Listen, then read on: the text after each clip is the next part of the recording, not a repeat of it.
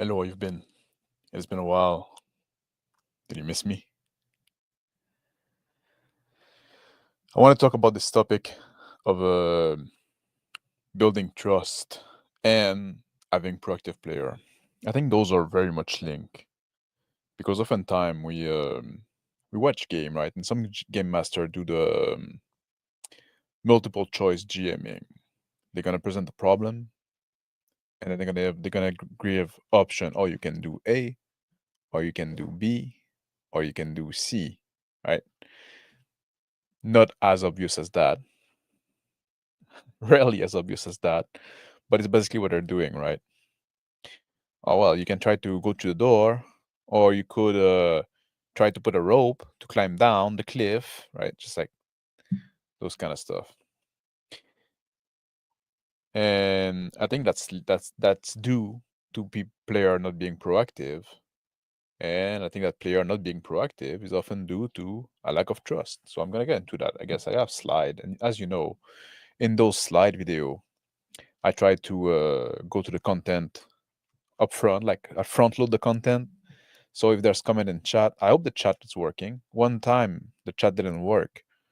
So let me know in chat if the chat works. If the chat doesn't work, I don't know if I can fix it, to be honest. So why is trust important? Like I said, like trust lead to proactivity. Uh, oh, that's a wrong slide. That's a great start. Yeah, if the player trusts that the GM is fair. Oh, thank you, Dice. Still, the chat does work. If the player feel that the world feels fair and consistent, right? Things are not random. They can make assumption, and then they can feel like they can act in the world. If the player don't feel like they can trust the GM, that's when they're gonna start like asking out of character question and test driving their turn. What I mean by test driving their turn is when they start asking like, "Oh, what would happen if I do that?" Oh, what? Or like, are they gonna ask question like, "How is that exactly?" And they're gonna try like to get 1,000 details about the world just to make sure that there's no traps. There's no like hidden kind of like not traps in the sense like in world traps. Traps in the sense of GM traps, like, oh yeah, oh you tried to do that, but you didn't know it was like that, right? So they're gonna try to really pad everything, have every little piece of detail in their mind without letting known their intention known because they don't want the GM to change the world to thwart their intention, right? You see that they're gonna be try to be coy about it, asking all kind of detail because they're formatting a plan. They're forming a plan in their head. They don't want the GM to know the plan because then he's gonna change the detail to foil the plan, right? Before the plan is even said. So they're gonna ask question and ask question and ask question and test drive their turn. Like, oh, what would happen if I do that? What would happen if I do this? Right? And that's awful. And it make that turns takes forever.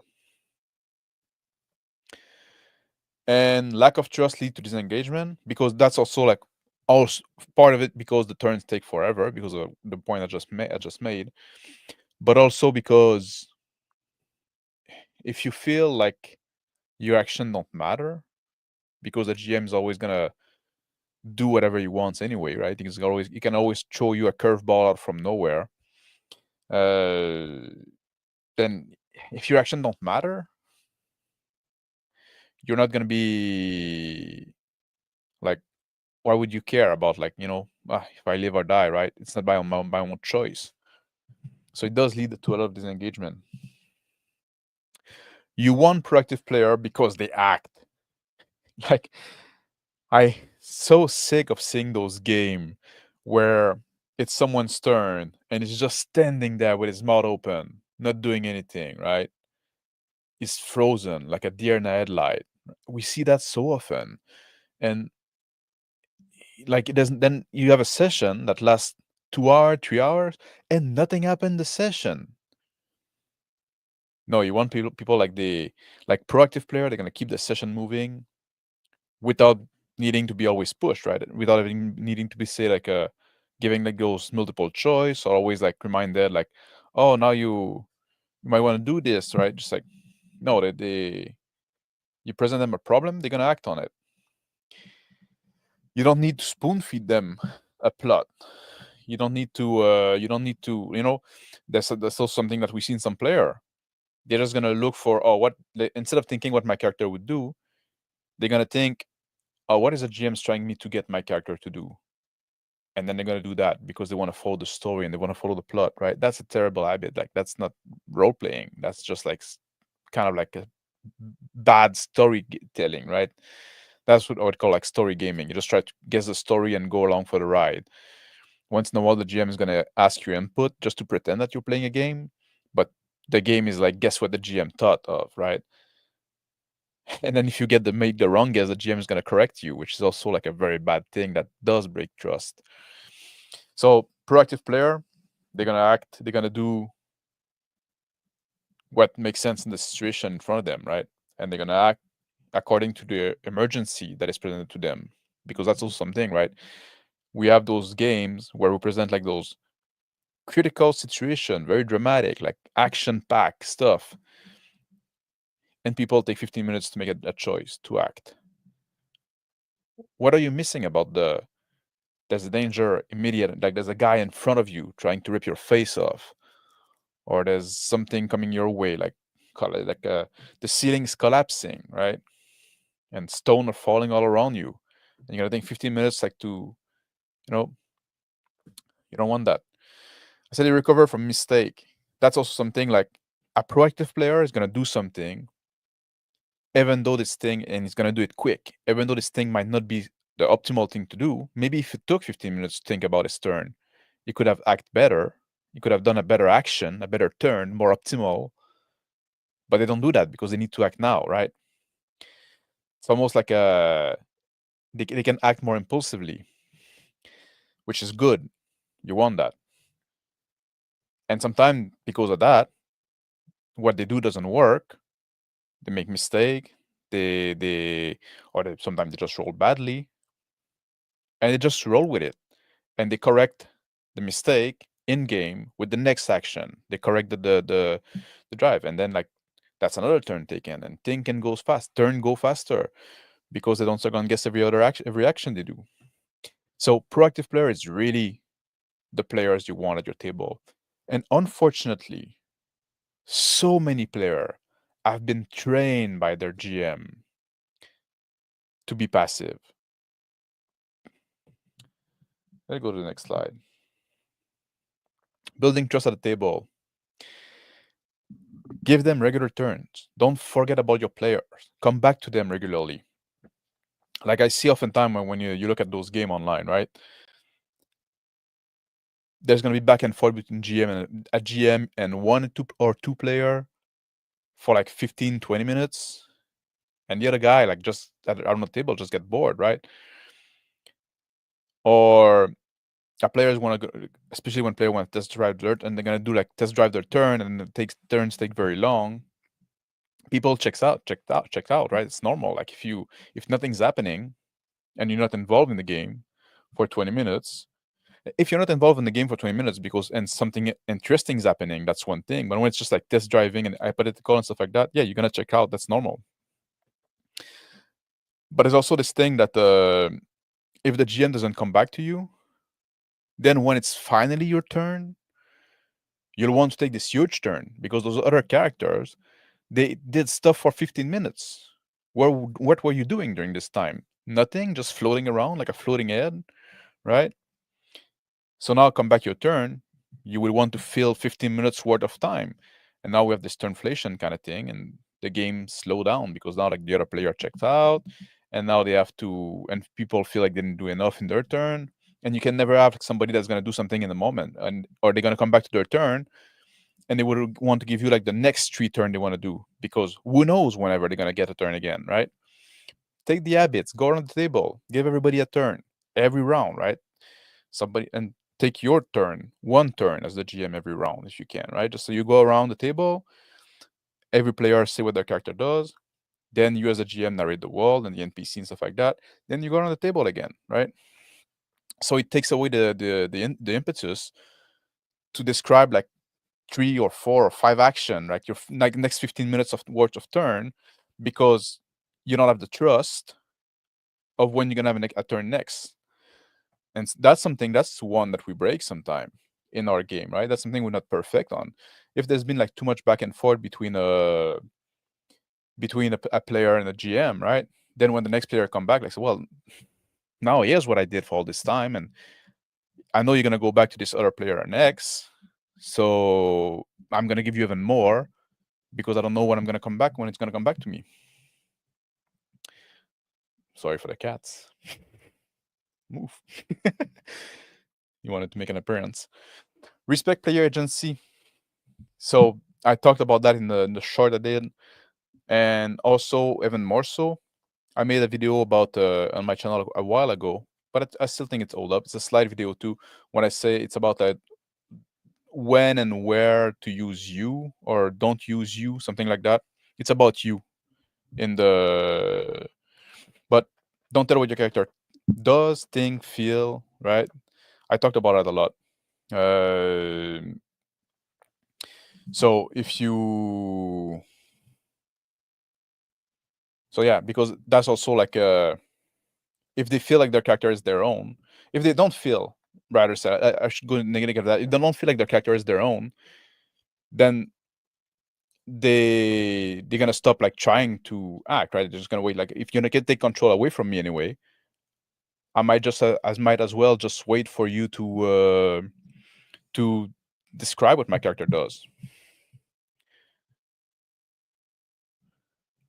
Preserve verisimilitude. That's an important one. I think is not talked enough about. The world must feel fair and consistent. As the GM, you have a lot of power. You have a lot of thing that you can do. You can always like spawn NPCs or spawn new challenges and stuff like that. But those need to feel with the tone of the game, the tone of the world, and the reality of the world. If you're always like if the PCs did their due diligence and they scouted around and then counted the number of guards and are they attacking this place and they know how many guards there are and that there's nobody around, but now the fight is going their way and you just decide to spawn more guard for no reason, they're gonna feel cheated, right? And at some point, it's not worth investing. And you like, I played on this channel a video game called Fear and Hunger. I played a little bit, right? And it's a game that's known to be very hard and stuff like that. But I checked out pretty fast of it because it's so arbitrarily hard. Thing just happened to you and you have no control over it. So why worry, right? Why would I be invested in that? Because now I'm just there and being a victim, being powerless. The mistake should feel your own, right? When you make a mistake or when you get in trouble and stuff like that, it should feel like you should have this feeling of, oh yeah, you know what? I could have avoided that. I've rushed in too fast. I didn't do my due diligence. I rushed in at first, right? If it's a risk that you made, that you took knowingly, uh, that's fine, right? And things sometimes can go wrong. Like I often use the example, like if the GM just say like, oh, you step out of the apartment in the morning, or the player say that I step up my apartment, and the GM just say make a roll, and then you roll a 2. Oh, a bus just drive by and hit you, you die, right? Just like that's stupid. That doesn't feel fair. So the world must feel fair, and that also goes back to what I was saying earlier about if the player asking a thousand question, right, to try to get every little detail because before they can express what they want to do, they want to pat themselves. That's a sign that they had GM that were not fair. And don't re-narrate their action. That's something also that really annoys me. If a player tries to do something like describe his turn, right, and do something and act, and then the GM get all excited and re-narrate everything and try to make it cooler, what you're telling the player is like, well, your turn wasn't that cool, so let's make it cool, right? And now it's gonna embellish the turn and stuff like that. First, that slowed down the game a lot because now the player said what he was gonna do, and then the player come back and the GM come back and re-narrate, and now you're doubling the time, and often the GM is gonna do longer because you want to make it like so epic and so cool, right? And also now you're doing stuff like, no, that's not exactly how I envisioned my character doing it, or now twisting the personality of the character, stuff like that. It gets very annoying. You're taking away player agency by doing that in a slight way, oftentimes, but also like you're teaching your player like not to try, because like why would you describe your turn in a cool way if then I'm gonna re-describe it anyway, right? And try to add to it. So don't do that. That's a very bad habit as a GM. So I think if you follow those little guideline, because and it's mostly like I know I didn't want to talk about like stuff like don't cheat and stuff like that. That's obvious. But those are things that I see oftentimes not done, right? And then you have like player that are just standing there doing nothing, waiting to be told what to do, right? Or standing with their mouth open. And I think not being proactive. And I think a lot of that is because they've been trained or traumatized by bad GM, right? Traumatized by GM that always try to cock block them on every time they try to do something cool, every time they try to do something out of the box, or they're always being pushed back on the path of the on the railroad, basically, right? That's also something we see. Like I didn't talk about that. I should have talked. Like don't railroad your player. That's obvious because that's also like breaking trust in a sense that you say like, oh, come play this game, and now you're in control of this character. But if I always railroad you, I'm breaking this trust, and I'm teaching you not to be proactive, right? So trust is very important. We talk about I trust gaming, and obviously it goes with like don't cheat and try to follow the rules, try to like know the rules, master the rules enough to run your character properly, that we don't have to stop the game to talk about the rules, right? That's a big part of it. But also a big part of a I trust gaming is between GM and player, but I think a lot of it is like between GM versus player, because the GM has so much, there's a power differential between GM and player, right? And especially in traditional gaming, in 3D and 4D, we cut that down a lot, especially in 4D. But in traditional gaming, there's a huge power differential between GM and player. And I think a lot of GM abuse that power, and it creates like player that don't have the trust to act in the world, in the game world, play their character, immerse themselves, and just act impulsively. So I think that's what I wanted to cover today. Oh, there's light coming down the curtain. So if you were just there for the content, I think that's gonna be it for today. I'm gonna look at the chat, and people are gonna always have good insight. 17 minutes. I thought it would be a short one. I went long. Sorry, I'm rambly. Nicolas Camargo say JM have been taught to be sadistic for the sake of challenging the player, not the character. Very true, and that's a very bad habit. And then it armed the game so much, to be honest, because that's what leads to those players like doing nothing and just like or trying to, this game of like, is that what you're there for? Just playing this game like if the GM wants to challenge the players, right? By being on, you can always be unfair and always like throw more shit at them, right? So now you just have to be like, oh, what's thinking about what the player is gonna think, what the GM is gonna think can get away with, and that's insane. Hello, Zonalar. Dave, the GM, say when I first started running D&D, I would sit and wait for the player to do something, and they never would. I'm still hoping someday they will do thing on their own when I run a game. We see that so often. That's what I'm talking about, right? Players that are not proactive, and I do think that like those players that you started playing D&D with, were they player before? Because I think oftentimes like that's something like if you take new players, sometimes I think they have less of a hard time being proactive because like they got the concept, right? Oh, you're playing this character, and just tell me what you do, tell me what you are, tell me what you do, tell me what you say, right?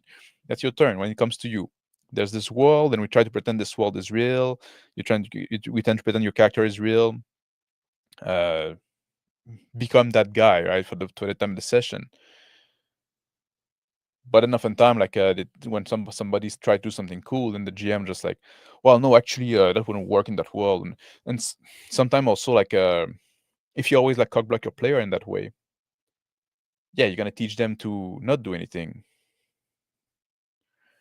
But so many GM do that, and sometimes like, well, the little detail of your world are less important than the player be proactive. So sometimes you have to let it go, right? If the player wants to do something, even it's not like it doesn't fit 100% in what you envision in your world, You have to count, like, it's not your world, it's the campaign world, it's the group world, right? The characters lived in that world, so they would know that world as well. They would know how the world work. So you have to let go of some of the control and be more inclusive in that. Now, now Hart say, "Hi, Mr. Max. Been a while since I turned in. Off topic, but I remember the past you mentioned you work video game dev in the past. Yes. Was that coding programming type of work or non-coding? I was an artist in the video game industry, so non-coding. I did a lot of coding because I was a technical artist, and I would do tools, and the more I went in my career, the more I drove toward that because I wasn't unsatisfied with the tools made for artists. So I said, you know what, I can do them. I also like a background in programming, but when I started in the industry, I was an artist, and then like I wasn't satisfied with the quality of the tool we got. So I just said, you know what, I'm gonna do them myself. So I moved more and more toward that. Yeah, you've been trying to teach yourself Python. Now there's great tools to teach yourself Python. It's easier than ever, I'd say. It's easier than ever, but also so many people like rely on AI now that they always make it harder too, right? Because it's so easy to just like ask the AI to, oh, can you write me this piece of code? They're not great at it. They can do like something that works sometime, but they're not very clever, right? I'm not gonna say that. I was about to say something spicy, but yeah. Dicedale saying, need to make sure the player understand if the world is not fair, which some are not, and make sure they understand that before starting play. Yeah, like when I say the world is fair, right? It's I'm talking about like the world being consistent with itself, right? Uh, not fair, like because the world is not fair, right? The world we live in is not fair, but you can make some assumption, and we kind of know the kind of unfairness that there is, right? You don't expect to go outside and a 20 pounds rock fall on your head, right? It's if that would happen, like you listen, you hear that your mate just went outside and got crushed randomly by a 20-ton rocks, right? 20-ton boulder that fell on his head. You'd feel like that's kind of unfair, right? And there's something like that also when we're hit by stuff that are, you know, even something like cancer. You wake up one morning, you don't feel too well, you go to the doctor and you have stage 4 cancer. That feel unfair because it feel like it come out of the blue. But that's not normal life, right? Those things can happen. I don't think if it's I don't know if it's I don't think you probably shouldn't do that in role-playing game, right? Just like the character wake up, you don't feel well, you should probably go to the doctor. Oh, you have cancer, your character is gonna die, right? If you want to do that, that can be you want to play a character that's have a short time to live, I guess. But there's those things, right? In general, we can make assumption about the world, and we know the kind of risk that we get into in everyday life. The player should know that for the character as well. If something just come out of the blue, it feel and they feel like and they're powerless toward, right? That's the whole thing. Like they feel they're powerless toward it. They cannot do anything to it to toward this bad thing happening to them. And also not only they feel that they cannot do anything to thwart it, but they feel there was nothing they could have done to avoid it, right?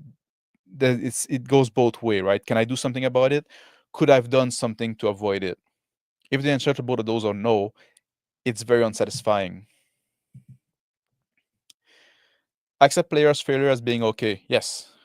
Try plus fail, allow player to learn and improve. If you always protect them, you're just an helicopter GM. Yes, and when I'm talking about like trust and fairness, I'm not talking like about stuff like, oh, don't kill a player without asking consent. Like I'm not talking about that bullshit, right? That's not where I'm going. That's being unfair in a different manner, right, toward the player. If you give them plot armor and stuff like that, you don't want to go that way. Don't move my character, mom. Yeah, exactly.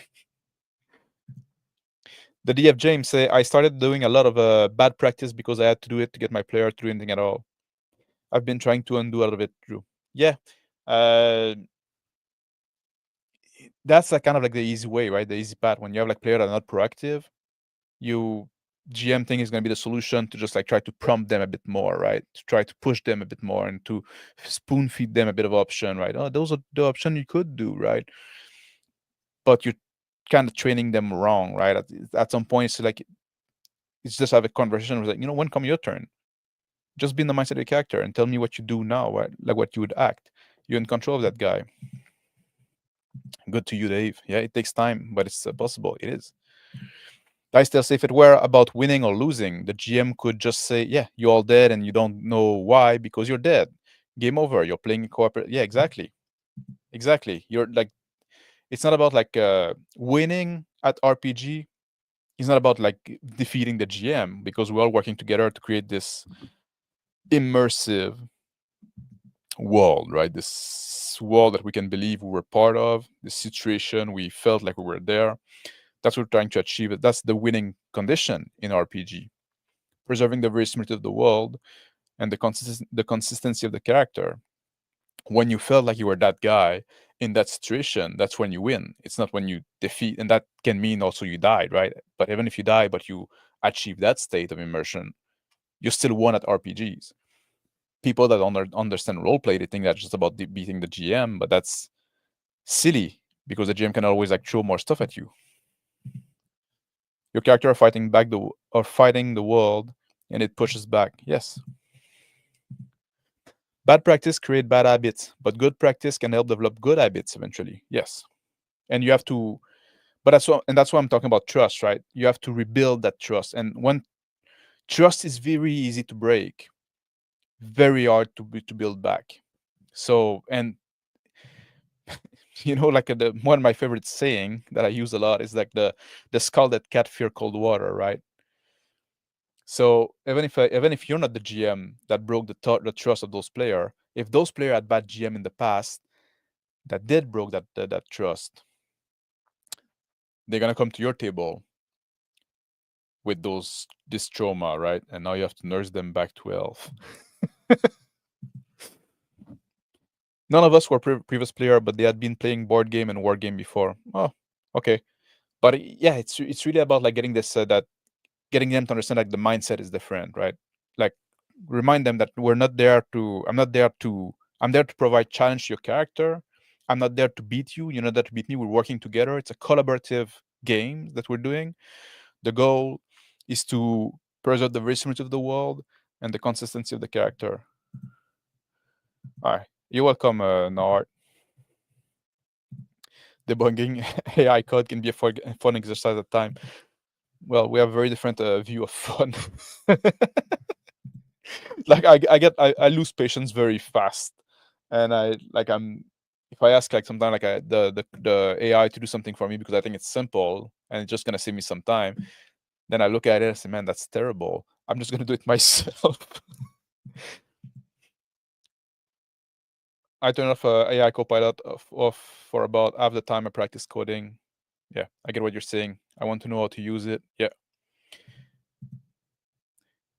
All right. So I think I'm gonna wrap that here at about half an hour. I want to thank everybody that joined me live in chat. I always try to keep those a little short so they can be shared easily. I don't know if this one was very good, to be honest. I feel I was a bit all over the place. Let me know in the comments down below. Put the dislike button if I sucked. They're not always gonna be a banger. But thank for everybody that watched live, and thank to everybody that's gonna watch on the replay. Make sure to like, comment, and share and subscribe, whatever. And I'll see you next time. On Friday, actually, we're gonna play the Lich's Dregs game, session 3. So tune in for that. I forgot the time. I think it's like 1 p.m. Eastern Daylight Time, right? So I'm gonna try to have it push it 1 hour back because it's very early for me. But anyway, we'll see about that. Stay tuned. You'll get the notification.